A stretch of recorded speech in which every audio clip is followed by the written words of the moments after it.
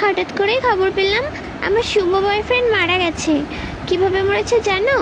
গাড়ি অ্যাক্সিডেন্ট করে। তারপরে কি করব, রেডি হয়ে যাচ্ছি, এই প্যান্টটা আমার শুভ বয়ফ্রেন্ড দিয়েছিল, তো এটা পরলাম আর একটা টপ পরে নিয়েছি। তারপরে দেখি যে আমার প্যান্টের চেন আটকায়নি, তো চেনটা আটকে নিলাম। তারপরে আমি যদি কালো হয়ে যাই তারপরে তো আমার আর কোনো বয়ফ্রেন্ড থাকবে না, তার জন্য আমি এই শার্টটা পরে নিয়েছি।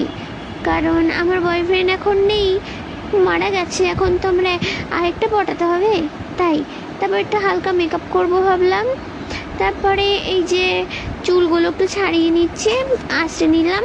তারপরে একটু মুখটা মুছে নিলাম, যে কি আর করা যাবে, বয়ফ্রেন্ড মারা গেছে, এখন তো ভেঙে পড়লে চলবে না, সাজুগুজু করে দেখতে যেতে হবে শেষ দেখা। তো একটুখানি ক্রিম মেখে নিয়েছি। কি করব, মন খারাপ লাগলেও কিছু করার নেই। এখন একটু মুখে মেকআপ করব, এটাকে কি বলে জানি না, তো মেখে নিলাম। তারপরে খুব কষ্ট লাগছিল, কি বয়ফ্রেন্ড মারা গেছে বলে কথা, কান্না করছিলাম অনেক। তারপরে একটু লিপস্টিক পরে নিলাম। আমার ভয়েস শুনে বুঝতেই তো পারছো আমি অনেক কান্না করেছি। তারপরে একটু কাজল পরে নিয়েছি।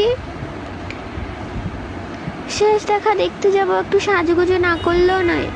তো আমার শুভ বয়ফ্রেন্ডের দেওয়া ঘড়িটা পরে নিলাম।